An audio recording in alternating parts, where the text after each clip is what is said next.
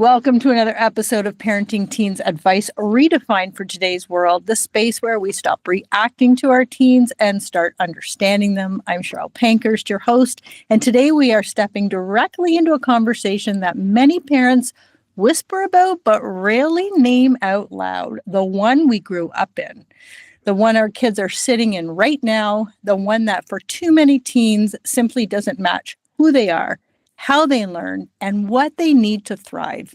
For decades, we've been taught not to question it, but a system is outdated when it's built for a world and a learner that no longer exists. We have to talk about it, and today we are. I am joined by Nevin Harper and Will Dobud, authors of the incredible book, Kids These Days, a book that isn't just about diagnosis, but what's going on with youth, what shines a bright light on the system shaping them. Together, we're going to unpack what's broken, what's possible, and how every one of us, parents, educators, advocates, can begin disrupting the system in small, meaningful ways. One moment, one choice, one podcast at a time. Welcome, Will. Welcome, Nevin. I am so excited for this conversation, in case you can't tell. Thanks for having us. Yeah, great to be here. Great to be back. Yes, it's a sequel with Will. Yeah. So why don't we start, Nevin? Just tell us a little bit about you, and I don't want to just throw, this conversation in without people knowing who you are, and then Will, you can go, and then we will dive right in. Okay. You've left that open-ended, and my wife says I talk too much, so this could go anywhere. I'll set an alarm. I'm a fellow Canadian. I live on the West Coast now, but I grew up in the north, northwest Alberta, just before you get into the territories. So outdoors, thought everybody grew up that way, thought it was normal to see northern lights and bears and moose and such. Worked outdoors for a long time, got to work with really, really interesting, wonderful, difficult populations like young offenders, brought the worlds of counseling and outdoor leadership, outdoor recreation together in my work. And it's been primarily what I do and have been talking about and doing for the last, I just lectured to some students on Friday. It was 1991 when I led my first group outdoors. So it's been a couple. And I make the joke that I have limited transferable job skills. So I just have to keep doing the same thing over and over again. However, it's the frustration that Will and I experienced in recognizing that some of our work is wonderful, and yet our fields in general aren't necessarily making progress in times for kids these days. So hence the book. Love it. Thanks. Will, you're up. Yep. I'm Will. Like Nevin, it was the outdoors and therapy that brought us together and led to really amazing experience working with young people in across the United States, across Australia, and then I also we both actually, oddly enough, have little blips of experiences in Norway as well. And so, yeah, like Nevin said, I think one of the interesting ways that Nevin and I really connected is Nevin wrote a peer-reviewed article that came out in 2010 that when I read it in probably 2014 or 15, I could tell that we had both read the same books. And so when we got together, I said, let's take this, what you wrote here, and let's keep working on things. Because sometimes, and I think this can be something we talk about in relation to the book, that a lot of headlines or even like press releases don't translate what the research really tells us. So, like, for instance, one of the things that Nevin wrote about that has been part of my research world is that, in 1977, you have the first meta-analysis of all time, but it's of psychotherapy outcomes. And people were arguing, does therapy work? Does it not work? Is behaviorism good? Is psychoanalysis good? Are any of these things any good? And the meta-analysis said, yep, this works really well. You're better off. If you think you need therapy, you're probably better off going, but there's warning signs there as well and things to know. And then that was 1977. It's 2025, no improvement in outcomes, nothing, not 1% change in anything. And so we just started going, I think as a field, I'm in social work, Nevin's been in education and child and youth care. We sat there and went, maybe it's time to actually take a big critical swing here at what the hell we're all doing. And why is this not work? Are we measuring the right things? So that's sort of, I think, as the three of us like team oppositional, I think that brought us together, and it's like every project we come up to do, it's like, what's missing? Let's take a big critical look at this. And that's also part of turning the mirror on ourselves as well and looking at where we've missed. It's funny. I wanted to go down the path of this other question as we wrap up, but I'm going to start with this. And I'm going to start with it because when people are listening, we talk about things being systemic, the education system being systemic, and how change comes from top down. And I think because listeners are now starting, I want them to have this idea in their head as they're listening to our conversation.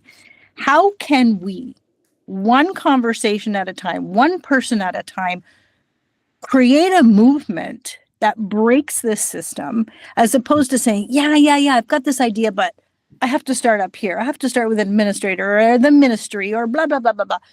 And yeah, change has to come from there as well. But as people are listening, as parents are listening, as educators are listening, I want them to kind of get this threaded through the whole conversation. Like, how can we, one person at a time, start to shift drastically this movement of the education system? It's antiquated. We know that. And so, and I'm going to just, whoever has the answer has the answer. I'm not going to direct it at either, because you're going to know who I'm talking to when you hear the question. So what do you say to that? I want to hear that first, so that people have this in their heads as soon as they start listening. Oh, okay, I can do that, Well, I'd like to start by just responding to one word that you mentioned, Cheryl, and it's the answer. And I think Will and I will both agree that there has hardly ever been one answer, that it's a multifaceted issue, regardless of what you're addressing, whether it's the educational system, the systems in the therapeutic process and community. It's broader than that, and there's many answers, because there's got to be many attempts and many solutions that have to come together. And as we've described in the book, this youth mental health crisis as a wicked problems that even if they're solved, nobody's going to be able to point back and say, look, that's what I did, that was the answer, right? So our perspective in writing the book was, how do we avoid writing a parenting book full of rules, full of lists, full of propositions, and instead write from perspectives and, like, I don't want to say philosophical approaches, but we write in a way that's more about principles, right? If you can adopt a principle. So is the educational system going to solve itself? Can we wait for government to fix it?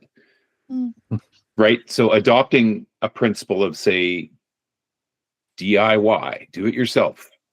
Like that approach for a parent, for an adult who has concerns or some ability to influence, the life of a young person, taking it upon themselves to try to help make the change that's necessary, rather than complaining or waiting for systems to come and solve the problem for them. We've seen that over and over again in society, across cultures. Do we wait for the problem to be resolved by our boss, or do we wait for the problem to be resolved by our elected leaders? It's often the case that we just need to do it ourselves, because we tend to be closest to whatever the problem is. Yeah. And in this case with youth, if we're listening to youth, we could hear them say things like, yeah, social media and the cell phone has become a problem. What should we do about it? Well, we would figure out ways to work on it, rather than the adults telling kids that they can't have them and being prohibitionist. Yeah. And making cell phone bans in schools mandatory, and getting parents excited about the answer, because that sounds right. That could be the answer. Yeah. That's why there's so much energy behind these movements. That's why when Will and I, as people that work in the outdoors for education and therapy, weren't as excited as many people 20 plus years ago when a book was written called Last Child in the Woods. saving our kids from nature deficit disorder, pathologizing language, labeling of kids, inducing fear in parents. I don't want my kid to be the last one in the woods. So there was a movement that came from that was induced by fear and driven by almost like propaganda statements and pathologizing and labeling. And we're just seeing it over and over again, and I'm sure you may have talked about the recent one where we've called our entire generation anxious. Yes. But I see he's got a new book out that's calling the next group of even younger people the amazing generation. Yeah. So that's a kid's book.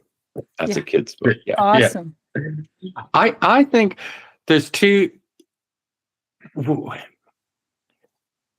of the things that surprises me when I am either in a room of social work students or a room of educators or professionals is I don't meet many people that tend to really deviate from some of the concerns that Nevin and I have talked about.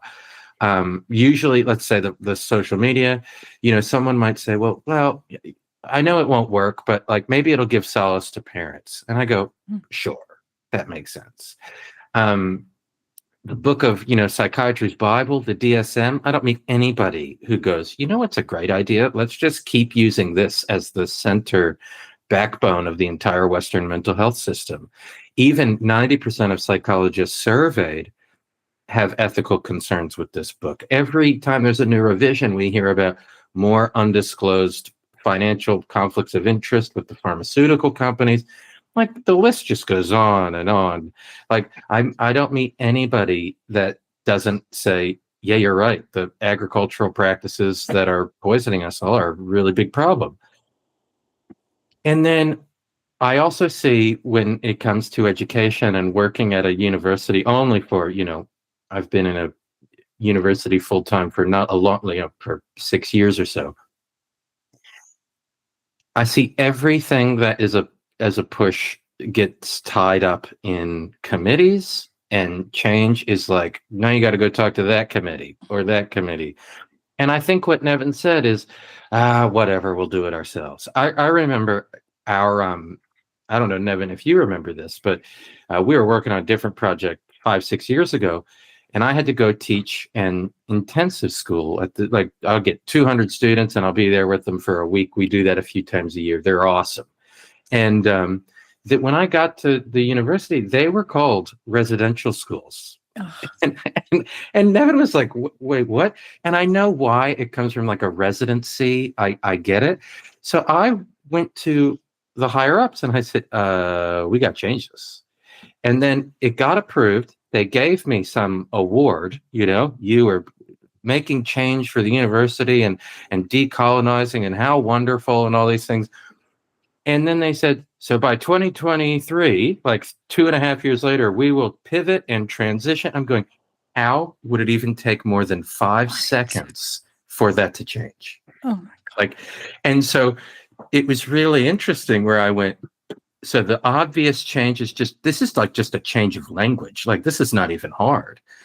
And still it was like, well, but in 2.5 years, we'll make this change. So some systems are very resistant to change. Every now and then when I'm stuck in a boring committee meeting, I'll just Google, and I encourage everybody to do this. Just Google funny quotes about committees and you'll get, they're amazing. Like if there's a venomous snake and it's attacking people, don't hire a committee to deal with it. Nothing will happen. Or a committee is a horse with 4 back legs, it's just going nowhere. So sometimes it can be really frustrating. And so you have to keep an eye on the little changes that you can make. And then this is another little piece that I wrote down. Speaking of DIY, when Nevin and I started writing about America's troubled teen industry, and I remember we wrote some paper about, like, let's say, kidnapping kids to the woods, not a good idea. And I've interviewed a lot of young people who say this was terrible and I can't sleep alone anymore as an adult. from people entering my bedroom and dragging me to the woods. And I remember I had, with our small nonprofit, a group of, let's say, like 6 adolescents, and we get out of the car and we're in the woods. And all I thought is, oh my gosh, I better not mess this up. I was like, I just put a target on my back, calling out everybody else, and I better like actually do the right thing. So sometimes we can think that change has to be this global thing. Like I joke about, like, with ideas of evidence-based practice, like, whose evidence? Who cares what that person did? You need to know what you're doing. And so you can call things out and be, shake up things, but you also need to be making sure that your work is a demonstration of your first principles, as our friend Daryl Chow would say, that you have why you're doing what you're doing, and the exit ramp when it's not working. Because that's when the biggest issue is not that for the average young person, school's perfectly fine for them. It's for the people that this is not working and we're not catching it. Yeah. So, yeah. So, and when we're talking about these kids that the education system isn't working for them, and we have the kids that it is fine. They can sit there for 8 hours and they can listen and they can whatever.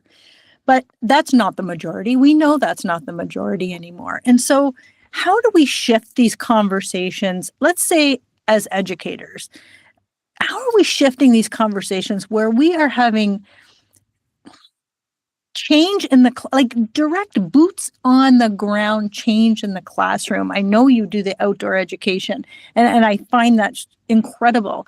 How can we take even a 10th of that and put it into the classroom so every kid, the kids that are managing or excelling at the antiquity system that they're in, they're still best practices for everybody. Like everybody gets good stuff out of whatever we're trying to change. Just because they're doing well doesn't mean they can't do better. It doesn't mean they can't excel and flourish in the type of education systems we're talking about changing. So if you were talking about even taking a 10th of that strategy, a 10th of the MO that you have with the outdoor education, how can we apply that boots on the ground in the classroom? Well, I'll pass this to Nevin, but just to jump in about outdoor education for a second, and not to poo-poo on outdoor ed. One of the things, and this has been written about, Nevin will know, probably since the 80s. In the outdoor ed world, and I'm sure this comes from education literature as well, we have a McDonald'sization and Disneyfication of the outdoors and the classroom. What ends up happening is how to make one milkshake, the same milkshake, make that in 30 seconds or less as fast as possible and make them all uniform. And so some of the things that were the ideas of outdoor education have turned into more crowded curriculum. And so it's more things for kids to learn, more techniques. And I think as humans, we naturally want ideas of how we can make things better. And if I go to this conference, I'll learn something that will help me. If I go to this thing, that will help me. If I read this book, that will help me. And I think that there is a issue where we are missing the huge big point, which is kids are experiencing your classroom. They don't care what technique you learn. They don't care how you set up the desks. It's not going to radically change the system. So we want to avoid that mechanical, linear idea of how we think about this. Neb. My background well, to the extreme, Cheryl. I had the privilege of with my wife raising our kids in a way that we had lots of choices around education. We started our oldest in a school that was supposed to be built on A.S. Neal's Summerhill model, which was a purely democratic educational system. Kids knew what all the content was that was available to them, but when they arrived on Monday morning, they'd say, today, I'm going to play outside this morning and I'm going to do art this afternoon. And so there was someone outside setting up games and sports equipment, and there was someone in the art studio in the afternoon.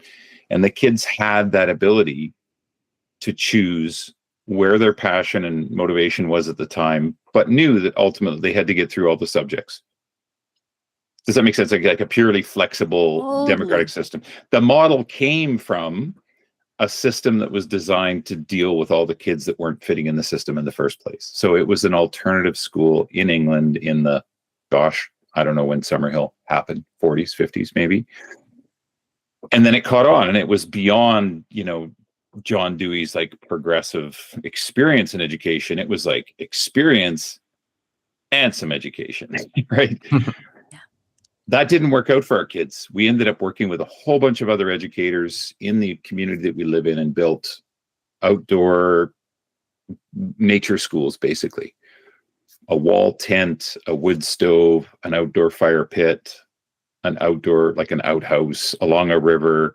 We would bring all sorts of specialists in. There would be a biologist. There would be a native plants interpreter. There'd be a First Nations elder. There would be someone who was an artist in residence somewhere locally. And the kids just kept getting all these exposures to learning opportunities. And when there was passion, they would pour it on and you would feed them more resources. And when they weren't interested, you would back off. Well, that means that some of the kids weren't reading books as they would be measured by in the school system until a couple years later. But ultimately, by the time they all reached the 4th or 5th grade, they were all at the same place. So that freedom in education is something that I think is near impossible to build into the existing structures. And John Taylor Gatto, in Dumbing Us Down, whenever that was written 40 years ago, and in Weapons of Mass Instruction, continues to say it. Like, we probably can't necessarily fix the existing system. This might need to be not a gardening experience, but a phoenix experience that starts with an absolute raising of the structure and system, and then start fresh and build it in the community so that education and learning isn't happening in a box on a hill over there. Maybe it starts there every day, but that the learning is integrated with the community. Like, who knows what types of skills or knowledge a child entering school today is going to need in 12 years. The rate of technological change. I just hope they can communicate, that they have enough self-esteem and understanding that they can be something in this world. Like, as we write about the Circle of Courage model, that they belong, that they can get good at something and have some level of mastery. They can at least then step towards independence and then become a generous contributor back to the community. Like that, if we give advice anywhere in the book, it's probably, what is that, Welch? Is that chapter 3? Is that Starving with Martin Brokenleg? Chapter 2, yeah. Chapter 2 might set the tone for parenting advice. If those 4 elements can be achieved, you've done your job as an adult or a parent. And they're not difficult to do if you're embedded in a community that cares about the upbringing of children. Mm-hmm. It's as quaint as the "it takes a village" quote is. It's true. And 100%. It's not that difficult. It's actually quite simple, but we're so caught up in modern society and achievement of all these unrealistic goals that apparently are all going to be displaced by AI in the next 3 to 10 years anyways. So that's right. No, you're good. As a parent now, I'm putting on a different hat right now. So as a parent, I'm sitting at home and I'm like burning because I know this education system just bites for my kid right now. What conversation am I having with my kid to find out what they need to change in the classroom? Like, I feel like we, come in as parents, we swoop in, we're like, oh, I'm going to talk to that teacher and you're not going to have that teacher in your classroom and you're not doing this. Like, I feel like we lose out on the glory and the luxury of collaborating with our kids at the kitchen table. So what conversations, if you're saying to parents, here's what here's how to lead, not tell them what to say, but how do you lead these conversations where you are getting from your kid, kids, how was school? Fine. What'd you do? Nothing. Mm-hmm. Like, how are we pulling that conversation of them? So we have a place, we team up, our kid and a parent, we're teaming up now. Now we know what to come at with. Now we know what conversations we might be having with the math teacher, the science, whatever. How do we start having these conversations right at home? Well, I think one big thing is for how much talk of the last, 5 to 10 years, we've talked about power and oppression and these sort of things. Teachers have all the power, right? They have your kids all day, every day. And then they have administrators and whoever's higher up than that, all the power of what's going on. And a lot of young people don't feel like they have the space to really talk about how crap their day was, that no one will listen. I'll get in trouble at home. I've been in trouble at school. Is that I remember my kids were like very nerdy in high school. They cared about grades. They were the kids that sat there and just did their homework. Like Bella was a school captain. I joke that I'm the worst influence in the house. Lucas came home one day. He'll probably kill me for telling this story, but it's great. He came home one day and he slaps down this piece of paper. He goes, "I got a detention." And I said, "Finally." I was like, "Yes." And I go, "What'd you do?" And it was a teacher having a bad day, and he called out an answer without raising his hand. Like ridiculous, no. Right? And so Lucas ripped it up and threw it away. And I was like, and right when he left the room, that is put back together and laminated. And I was like, on the fridge. I was like, good for you. I was like, heck yes. I probably could go find this thing right now. I think we have to, kids, especially when they get to the teenage years, they're starting to call bullshit on everything. And if they're not telling you what they're calling bullshit on, that means they're not telling you. So sometimes we can just be a lot more real with our kids and say, I hated school, because if they're not telling you what's difficult about their day, it means that you don't know. Because as a teenager, when you're going through all your puberty, your brain is doing this incredible, developmental process, which starts with hitting the, delete button on a lot of stuff. It's harder for them to talk to you in a more, you have to find ways where they can talk to you without it being like an interview or a transaction. So doing things together is really important. I don't know. Nevin, what do you think? I'd go back to John Taylor Gatto and just point out that if people aren't familiar with his work, it was only after he retired and was free and clear of the educational system that he came forward and had said, if administrators knew what I was doing as a teacher, I would have been fired decades ago.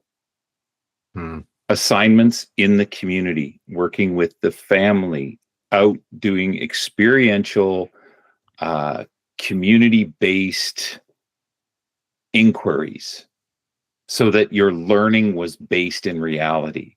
But he was doing things in a way that weren't necessarily meeting the curriculum, weren't necessarily the way that it's done within the rigid, structure of a system, is which protects that system as it is. Again, his reason for calling for a Phoenix experience or looking to the homeschooling community to figure out how to do it. It's really, really hard to change those structures without being a deviant. And he was award-winning. He went from like school award to state level award to national teacher of the year awards, and then retired and said, "Yeah, but I wasn't doing what you thought I was doing." Right. And if I go back to one of my favorite books from the years when our children started homeschooling, and they're both young adults now, but Ivan Illich's Deschooling Society, he wrote an essay that in fact had said, how is it we've got to a place in society where a school is more powerful than church? Because by law, mandatory attendance until 16 years of age in a government-run, government-dictated curriculum institution where all children have to attend. When you put it in those terms, you go, wait a second. Why is that the case?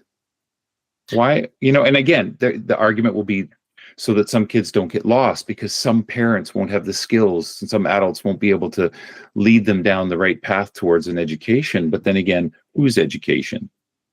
And what is it they're learning? Like, how could any of the teachers in my daughter's high school, who's there for her last semester, she only needs 3 classes. They've told her she's not allowed with her spares. She's not even allowed to be on campus during her spares to study and do homework for the other 3 classes. Like, it's become a mini police state. Cameras in the washrooms, vape detectors. Like, we're not US inner city schools with metal detectors yet, but it's not far off. Yeah. Right. It's a police state, and the kids are not connecting. If they're not feeling connected to the teachers, to the activities in the school, how are they likely to be connected to anything that's, attempted to be taught there? Well, and this gets into kind of my view of therapy. And when writing this book, I didn't give too much thought to education. And we've talked about John Taylor Gatto a lot, which is interesting. And I guess it's cool to see his books being published with the same publisher of kids these days. That's freaking cool. But one of the things I think when it comes to, especially my lens of thinking about the world through, the therapy world that I've lived in the last 20 years, is we have a massive youth engagement problem. And if you just think, the kids aren't going outside, they're not playing with other kids, they're not drinking beer, they're not having sex, they're on their phones, they're not listening to the teacher, they're on their phones, they're not talking in the hallways. And I'm sitting here going, hey, you can pathologize and medicalize this all you want. If you turn this around, we have an engagement problem. We have not given them a world worth engaging in. That's on us, the adults. So if a kid is bored in your classroom, that's your classroom. If a kid's sitting in front of me in therapy, just sitting on their phone, what difference does it make if I have DR or PhD or MSW before or after my name? They don't give a shit about that.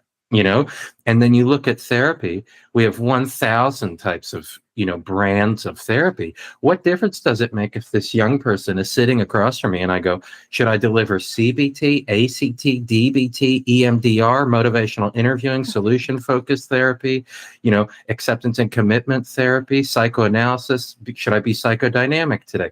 Like, what a waste of time, what we've created. We've created all of these rules that helps people sell books, helps them sell their training packages, and nothing is moving the needle on youth engagement. And so if I know what the people that like selling books do is they like to find something like, say, social media and go, well, this was a problem in 2010 when we put front-facing cameras on phones. Now look at kids aren't engaged anymore. And I'm going, but if you zoom out from this, the compulsory schooling system is an experiment that's 160 years old? And do we think mental health has improved? Do we think things are heading mental health outcomes when we start seeing, Jean M. Twenge, who's a lot of her research is used to craft this, social media moral panic. But her doctoral research was that from the 1950s to the 1980s, you have a massive deterioration of youth anxiety. So much so, the average child's anxiety in the 1980s would have warranted a hospitalization in the 1950s. That's how drastic this change was. And what did she say? More social disconnection, divorce rates went up, that became less stigmatized. And what happened in the 80s? Get under your desk, Russia might nuke you all. We're scaring the shit out of everybody. Just turn on the news. Moral panic after moral panic after scare after scare. And then we as the adults aren't thinking, are we really giving kids something to look forward to? And there's also, and it's funny how whenever you put the pencils down writing a book, I go, I want to call a publisher and go, can I have the book back? Because I have a lot of things to add to this. I just learned this one. This is fascinating. How headlines and research get kind of manipulated. We hear all the time of a loneliness epidemic, right? Well, some of those big studies are how often are you alone? That being alone and being lonely are two totally different things, right? 1,000%. More of us work from home, especially after the pandemic. We're allowed to be at home more often. So we see these are two different talking points here, but they often get put into what will make the best headline. So we need to be, so anyway, I think we have to be really mindful about, instead of it's the phones, it's just the schools, it's just this. If we looked at what are kids, what are we giving them to engage in? I think that'll turn it around. I think it'll turn around the way adults think about their kids. Like, that kid's just being disrespectful to me, or they might not know why they should be respectful to you. Like, how do you own this as the adult? You know, keeps bringing this word into my head: compliance. Wow. And I get goosebumps because I get so angry with this word. And it's just, our schools reward this compliance, this predictability. And then we send kids out in the world.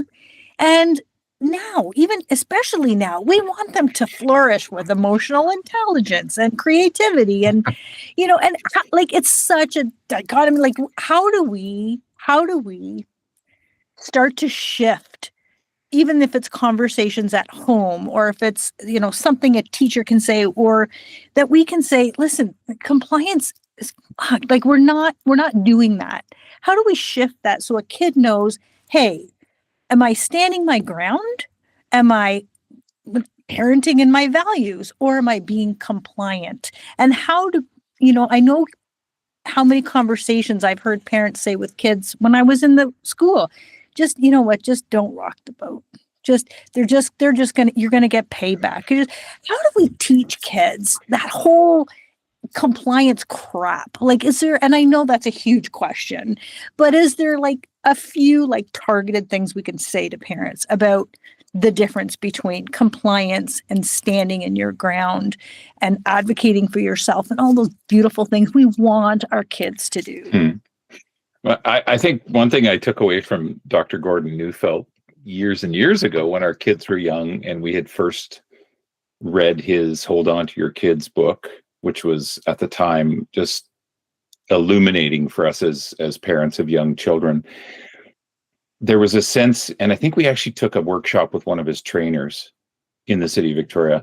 There was a trainer saying, like, you have to be a little bit dispassionate about your kids' resistance to things or their non-compliance.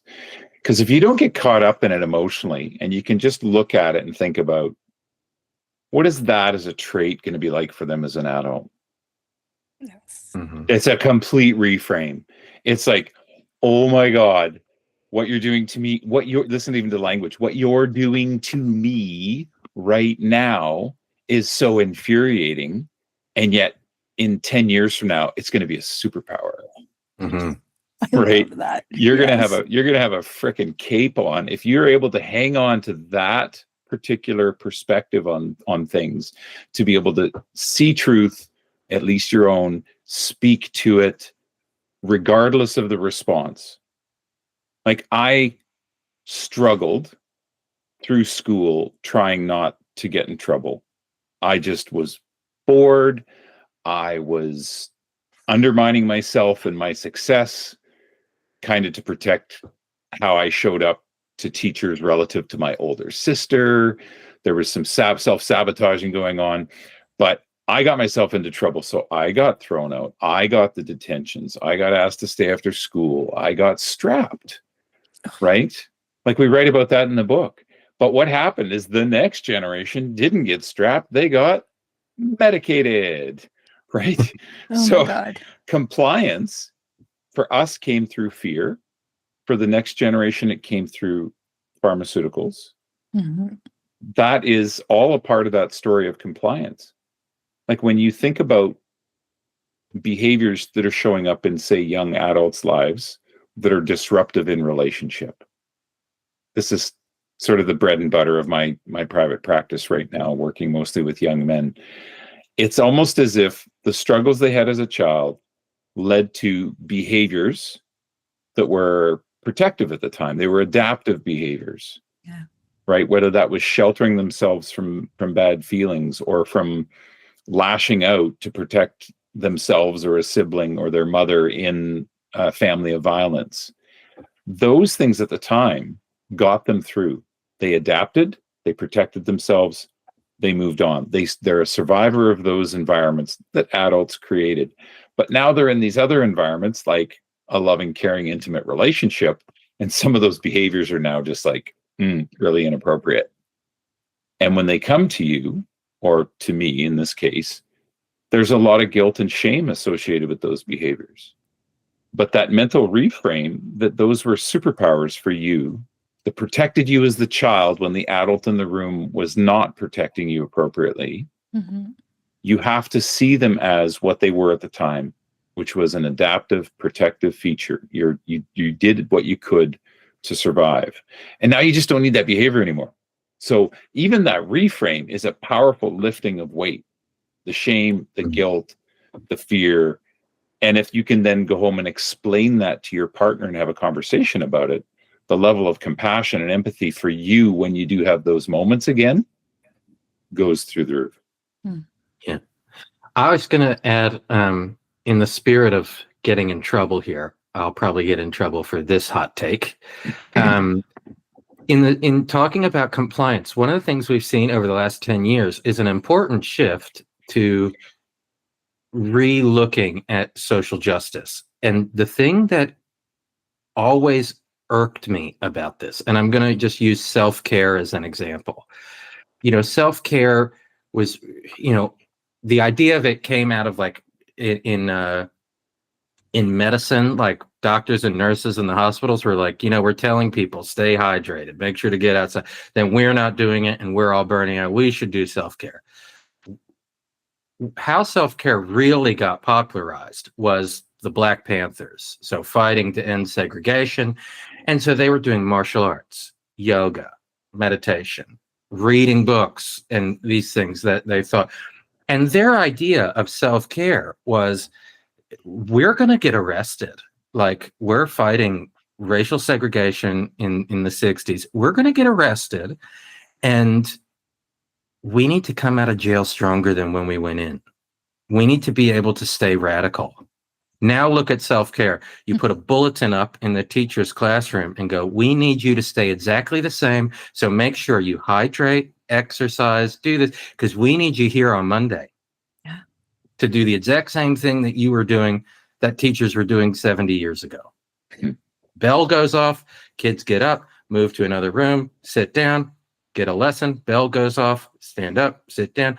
No wonder they're all on their phones, Anyway, but so one of the things we saw, and Nevin and I wrote about this, the rising rates of accommodations that students bring to the university classroom. And of course, as educators and mental health professionals, we want everyone to feel like they're included in the classroom. We also don't want you to have a list of 50 accommodations for you to comply with everything. We want you to be thinking and being radical instead of these accommodations just to preserve the system. Because we should all say, we should not be looking at these individualized interventions. We should be looking at what's wrong with the classroom. Yes. Why is this suddenly, why do we need all these accommodations to change this thing that maybe won't be working? So self-care, these ideas get hijacked into, let's actually just keep everything the way it is. So it sounds progressive in many ways, but sometimes this feels like utterly regressive. Like, it just feels like this is to maintain the system, to maintain and I think John Taylor Gatto does say, it's not a problem of education, it's a problem with the institution of schooling that has this issue. And so sometimes with these ideas, we could do sort of a thought experiment of, if our schools were really focused on social justice, what would we see in 5 years? We should see a radical change, like ending segregation was a radical progressive movement, allowing women to be educated. Progressive movement. It changed something. Don't call on me in class. I'm anxious. It's like, what are we talking about? It's totally backwards. So sometimes we see these things that get changed, but they look like a radical change, but it's a radical way to preserve the compliance. So we need to, if something doesn't feel right, and I think this is the undertone of kids these days, the whole book is we need more people who just say, hey, hold on a second. Because when they're surveyed anonymously, more people, like I said at the start of this, more people do have similar concerns about all of this. And then us being quiet about it lets for how much we're talking about power every day for the last, however long, the longer we're all quiet, the more powerful the power gets. Yeah. So for instance, I when I talk to psychiatrists, I haven't met the psychiatrist who's just, well, the quickest and easiest thing to do is for me to just medicate you. They don't talk like that, but somehow this is happening. And so what's going on here is, I think that when we wrote about this, like if we all came together in the middle, which means we don't have to agree on everything, but we can agree that some of this is nuanced. Is social media bad? Sure. Should we do this sweeping universalist ban? Probably not. Mm-hmm. Let's come together and figure it out together. That's giving kids something to imitate. That's giving them something where, yeah, you can go sit with that teacher and they might bore you, but understand why they bore you. Learn something about yourself. I don't know. I think sometimes we need to, when we see the compliance, mania, I think a lot of us could do a better job at calling it out when we see it. Yeah. Yeah. You know what? It caused me to retire 2 years early. I could not. Yeah. I went through 25 years, high school, public education, and then I decided I'm going to try the private education, see how that goes. Sorry. And it went from, it just goes from, in our system anyway, in Canada, Ontario, is, you have this whole board of education, of course, and they have their facilitators, and every 5 years, the facilitator changes the buzzword. Costs all this money for the board to change the new PD and the new this and the new that, and then 4.5 years later, it's all shredded, and a new administrator comes in, a new facilitator comes in, changes the fucking buzzword. It's all it is. Yeah. Bullshit.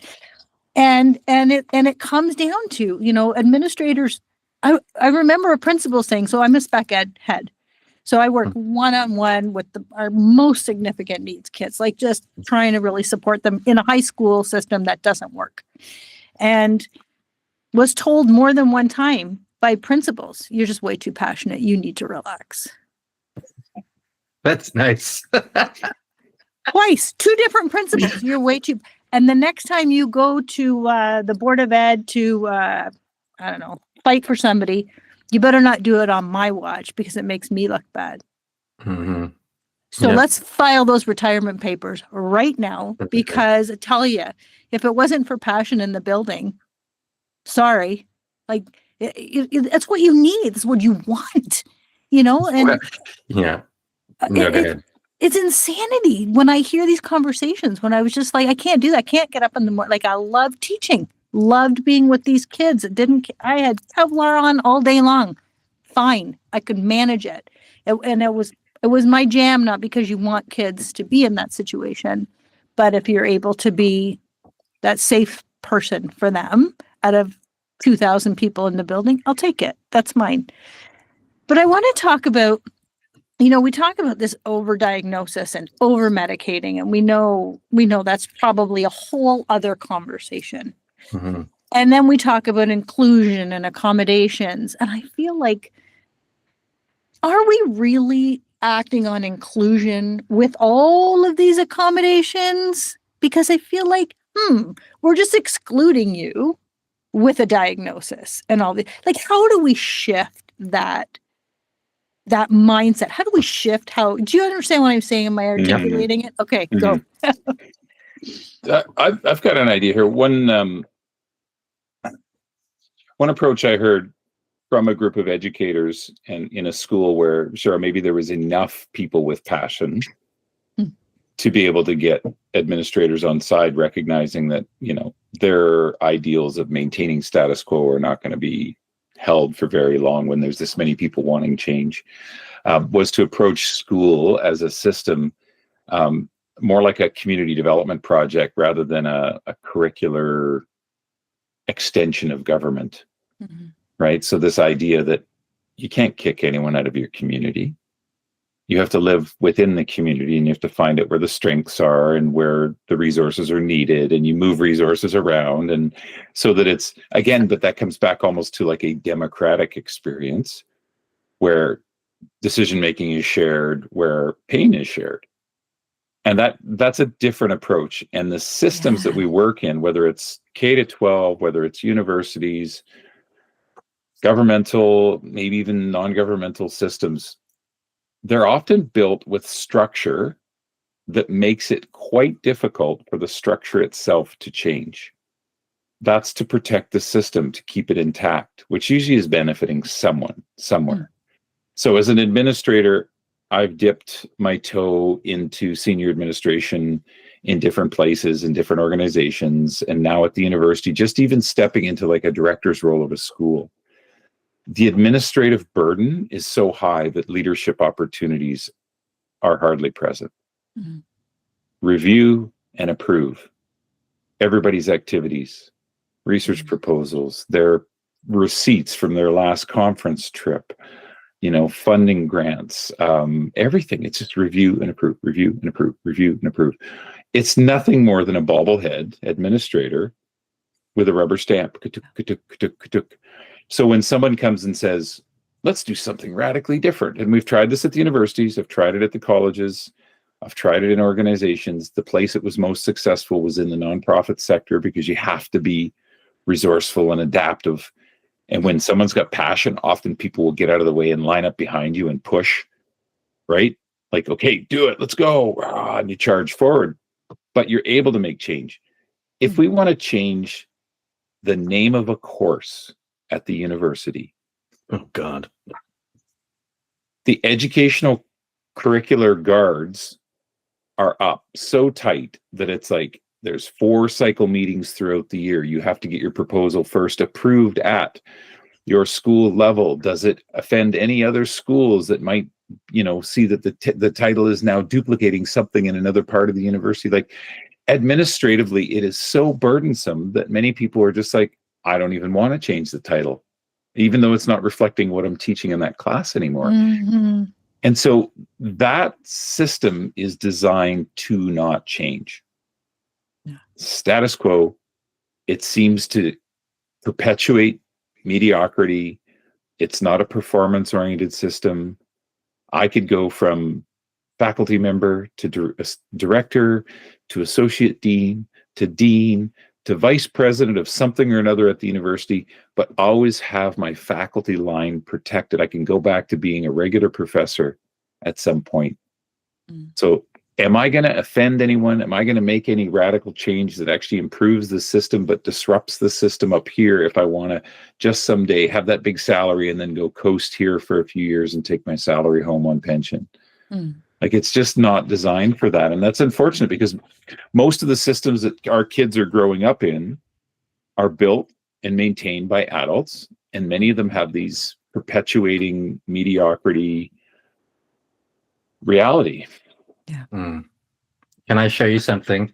You won't be able to see this very well, but I went to New Zealand for a conference the other weekend. And I had to get, because the university, I had some funding to pay for a conference, so I got it all approved. This is my university's domestic travel approval plan. That's how many steps. It looks like a circuit board. Right? I was sitting there going, I don't even know who 9 of these people are that have to, like, you're not paying for the flight. Like, but but that's like Nevin's role, review and approve. It's just at one time, one of the higher ups emailed me and says, this needs to be approved by this person. And I was like, that's you. Why are you emailing me?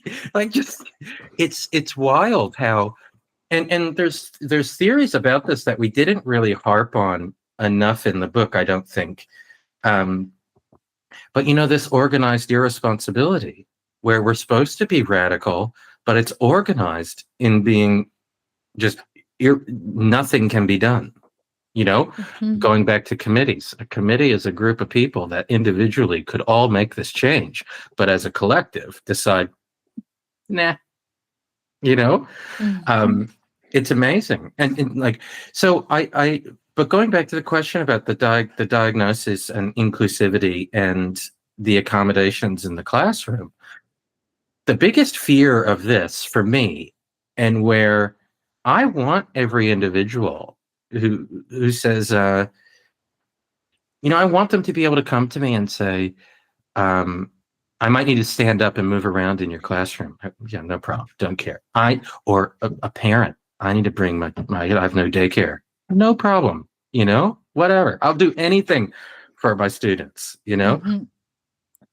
What I don't want to do is actually categorize and classify and label people into corners, So one thing, when we paint ourselves, a label can be, for a lot of people, a lot of students come up to me, they call me the king of ADHD, just because I use that as a trigger warning. I go, hey, guys, I might jump around here. And so that might look like an ADHD diagnosis. That label doesn't interest me any longer. And I go, so just raise your hand if you're confused with what I'm saying, And so students will come up and they'll say, and we're seeing this rise of especially mature-aged female students coming to the university saying, I realized at 40, I had ADHD, Sure, exactly. And so what they're saying is it was like euphoric to figure out it's okay that my brain works differently. And that explains some of my social quirks, explains who I am. And I go, and now you have a new journey to learn how you learn. So you need to know this label. In a year, how will you be navigating the university, the classroom, your essays that you have to write? So for me, I know that when everybody in my house goes to sleep at night, I get 2 hours of my brain really firing. So that's how I do most of my writing. If I had to sit in an office with 50 people around at 9 a.m. every day, I would lose my marbles, So you need to learn how you learn. And then that will help you navigate this world by knowing more about yourself. That's a transformative educational journey that might start with a label, but ends with learning more about yourself and how you participate and who you are. Instead of, I have this limiting thing, I think you have a superpower and now you got to use it. Yes. So instead of using the label as why you can't fit in, why you need more of something else, I'm willing to give you anything you want, because who cares? You got to get out of school. You got to get the degree and go do the work. So at the same time, you need to learn how you work and who you are, So I think that's one of the most important things. Like, people will say to Nevin and I, how are you, how did you write 2 books in however long? And for Nevin, 3 in 8 years or something. So, something like that. And we write well together. And I'm going, well, if we didn't write it down, it would be stuck in our freaking heads. I gotta sleep at night. I gotta get this crap out. Otherwise, it's gonna be stuck there. So know how you work, and knowing your superpower, whatever it is. Sometimes some of my best friends I like to talk to are really quiet ones who are really critically reflective, and they can call bullshit better on anything because they're awesome observers. They can see bullshit from a mile away, and they're just not loud and obnoxious like I am. But they have a different superpower. That's okay. So yeah, I think sometimes the categorizing and classifying, it also in the therapy world, and I'm sure this translates to education as well, it gives the adult a really clever out. You know, Mhm. they're too autistic, they're too attention deficit, they're too traumatized, they're too depressed. Think about this language in dating world, right? Mm. You know, readiness for change. I met this person at the bar, but they were pre-contemplative. You know, they weren't ready. They're in denial. Like, oh, they haven't hit rock bottom yet, so they don't know how wonderful of a partner I would be. All of this weird language that removes the adult from the relationship. So it's amazing how we can use the classifications in the name of inclusivity, but also as a way to exclude the person as well. I agree. And I raised my hand because I've known self-diagnosed ADHD for a million years. But you know what? My job in high school was crisis management. Who better than someone who can just jump, run, and just act? Great. Went to the private school. Well, this diagnosis is really affecting me. I got medicated for a year. Turns out I just don't like doing the shit they were making me do. Sit on your butt and do Google spreadsheets and import data and, well, let's just get out of this completely. Stop taking the medication, start doing everything I love, like this. Turns out it's all good. So I could not agree more, just even from personal experience. And man, I hate to wrap this up, but I'm going to wrap it up with one like fire question at each of you, because we can do a sequel. Will knows we can do, what is it a trequel? I don't know how to do that. Right. Whenever we're ready. Yes. Yeah. Okay. Fire question to Nevin first. What if there's one thing you could change right now, right here, right now in the system? What would it be? In the educational system? Yes, sir. I would empower teachers to have far more freedom over time and assignments and how they go about managing learning. Love it. Will, you're up. I would, in the spirit of thinking about youth engagement, I'd have a youth advocate in every school who's called the youth engagement officer.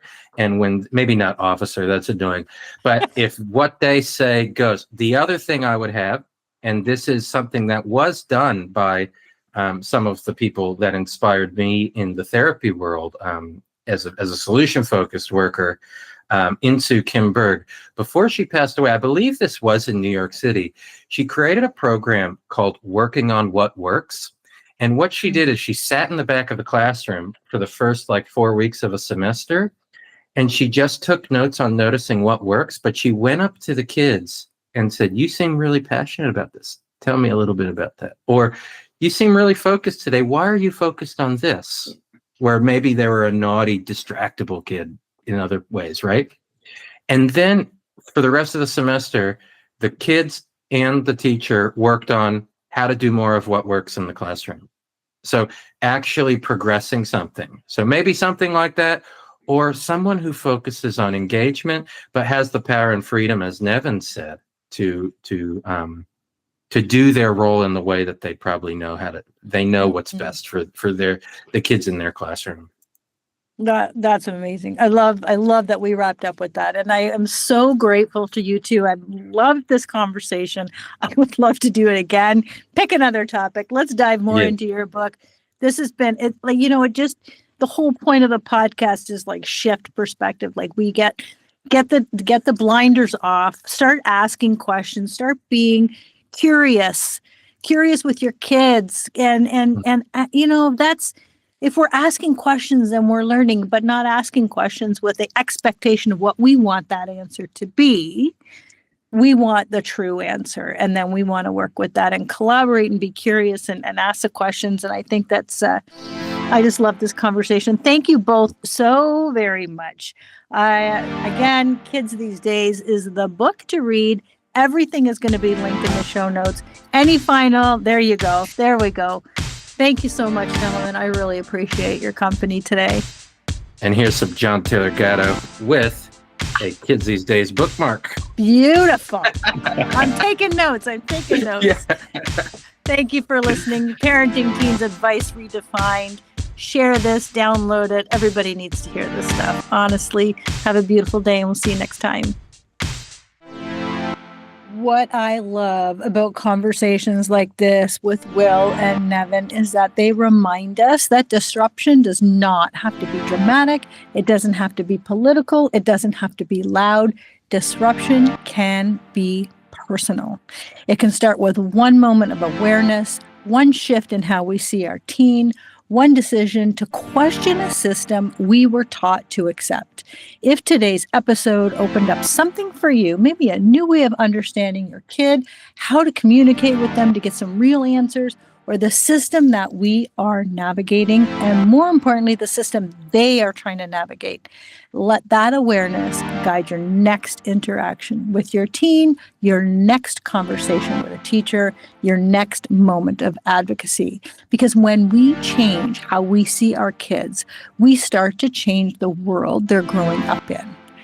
Thank you for joining me. Thank you to Nevin Harper and Will Dobud for their leadership, their research, and their dedication to building a system worthy of our kids, of your kids.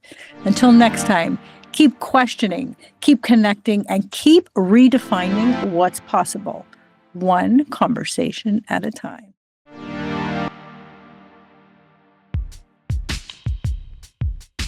Thank you for listening to another episode. I hope you loved this one as much as I did.